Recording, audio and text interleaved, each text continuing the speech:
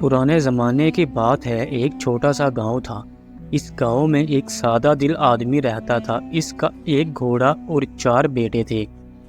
اپنے والد کے لیے وہ سب بیکار تھے، لیکن قسمت نے ان کا دماغ خراب کر دیا تھا۔ وہ سب اس قدر بے وقوف تھے کہ وہ سب کچھ کھو چکے تھے۔ جب ان کے والد کا انتقال ہوا تو بیٹوں نے بحث کی کہ گھوڑے کا کیا کرنا ہے۔ ایک بھائی نے مشورہ دیا کہ گھوڑے کو ذبح کر کے آپس میں تقسیم کر لیتے ہیں، ہر ایک کو ایک ایک ٹانگ ملے گی، لیکن باقی جسم کا کیا کریں گے؟ جب وہ اس بحث میں مصروف تھے، ایک مسافر وہاں سے گزرا۔ اس نے پوچھا کہ نوجوانوں، تم کس بات پر اتنے بٹے ہوئے ہو؟ انہوں نے اس مسافر کو سارا ماجرا بتایا۔ مسافر نے اس بات میں سر ہلایا اور کہا، یہ گھوڑا بیچ دو اور اس کی آمدنی کو برابر تقسیم کر لو۔ انہیں یہ خیال پسند آیا اور شہر کے لیے روانہ ہو گئے اور اسے وہاں فروخت کرنے کا عہد کیا۔ راستے میں جب شام ہوئی تو جنگل میں سو گئے۔ رات کے کچھ دیر میں ایک چور آیا، گھوڑے کی رسی کو کھولا اور گھوڑا لے کر چلا گیا۔ جب صبح ہوئی تو گھوڑا وہاں موجود نہیں تھا۔ چاروں بھائیوں نے یہ منظر دیکھ کر پریشان ہو گئے اور راستے میں موجود پیروں کے نشان کو دیکھ کر سب نے اپنی اپنی رائے پیش کی۔ ایک بھائی کہنے لگا کہ میرا خیال ہے کہ یہ اونٹ کے پاؤں کے نشان ہیں۔ دوسرے نے کہا کہ یہ ایک آنکھ والا اونٹ ہے۔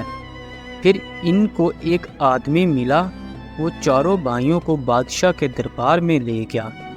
اپنی کہانیاں سنانے کے بعد انہوں نے اپنے دعوے پیش کی۔ بادشاہ نے رضامندی ظاہر کی اور کہا، اگر واقعی ہی تمہارا گھوڑا چوری ہوا ہے تو ثبوت پیش کرو۔ ان کو آزمانے کے لیے بادشاہ کے پاس ایک انار تھا جو تنے میں بند تھا، اور اس نے پوچھا، اندر کیا ہے؟ ان احمقوں نے اپنے الفاظ کا انتخاب کیا۔ بعض نے کہا یہ ایک گول گول زیور ہے، دوسرے نے کہا کہ یہ سر پر رکھنے والا تاج ہے، آخر کار ایک نے کہا کہ یہ انار ہے۔ بادشاہ راضی ہو گیا اور گھوڑے کی قیمت ان کو ادا کر دی۔ چاروں بھائی فخر سے گھر لوٹ گئے۔ وہ راستے میں ایک جنگل میں پہنچے۔ چاروں بھائی تھکے ہوئے تھے اور ایک بڑے درخت کے نیچے سو گئے۔ ہلکی ہوا چل رہی تھی، شام ڈھل رہی تھی اور جنگل کی خاموشی میں جھینگے گنگنا رہے تھے۔ تھوڑی دیر کے بعد ایک بوڑھا فقیر وہاں سے گزرا۔ اس نے چاروں کو دیکھا اور ان کے پاس رکھے سکے دیکھے۔ فقیر نے دل میں سوچا، اللہ کی شان دیکھو، کبھی کبھی دولت ان کے ہاتھوں میں آ جاتی ہے جنہیں اس کی قدر نہیں ہوتی۔ وہ ان کے قریب آیا اور مسکرا کر بولا، اے نوجوانوں، کیا میں تمہارے ساتھ رات گزار لوں؟ جنگل میں اکیلا ہوں۔ چاروں نے ہاں کر دی اور سب ایک ساتھ ہی اکٹھے سو گئے۔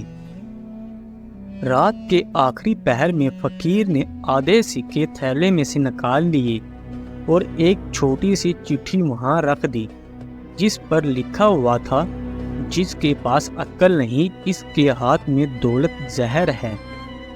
جب صبح ہوئی تو سورج کی روشنی نے درخت کے پتوں کو چمکا دیا۔ چاروں جاگ اٹھے اور تھیلا دیکھا، آدھے سکے غائب تھے۔ پہلا بھائی بولا، کسی جن نے چرا لیے ہوں گے۔ دوسرا بھائی بولا، نہیں، شاید آدھے سکے درخت نگل گیا ہے۔ تیسرا بھائی بولا، ممکن ہے ہوا اڑا کر لے گئی ہو۔ چوتھا خاموش رہا اور چٹھی پڑھنے لگا۔ چند لمحوں کے بعد اس نے دھیرے سے کہا، بھائیو، شاید دولت ہم جیسے لوگوں کے لیے نہیں تھی، کیونکہ ہم اب تک سیکھ ہی نہیں پائے کہ دولت کو سنبھالنے کے لیے علم چاہیے، صرف قسمت نہیں۔ سب کے چہرے شرمندگی سے جھک گئے۔ چوتھے بھائی نے کہا، ہم نے ہمیشہ دوسروں کے سہارے فیصلے کیے، اب وقت ہے کہ ہم خود اپنے دماغ سے جینا سیکھیں۔ چاروں نے عہد کیا کہ وہ گاؤں لوٹ کر اپنی محنت سے کمائیں گے۔ انہوں نے وہی پیسے گاؤں والوں میں بانٹ دیے۔ اور محنت مزدوری شروع کر دی۔ وقت گزرتا گیا، ان کی عقل بڑھتی گئی۔ کچھ سالوں کے بعد وہی چاروں بھائی گاؤں کے سب سے کامیاب کسان بن گئے۔ لوگ ان سے مشورہ لینے آتے اور وہ مسکرا کر کہا کرتے، ہم نے عقل کتابوں سے نہیں، اپنی غلطیوں سے سیکھی ہے۔ پوری کہانی سننے کے لیے آپ سب دوستوں کا بہت شکریہ۔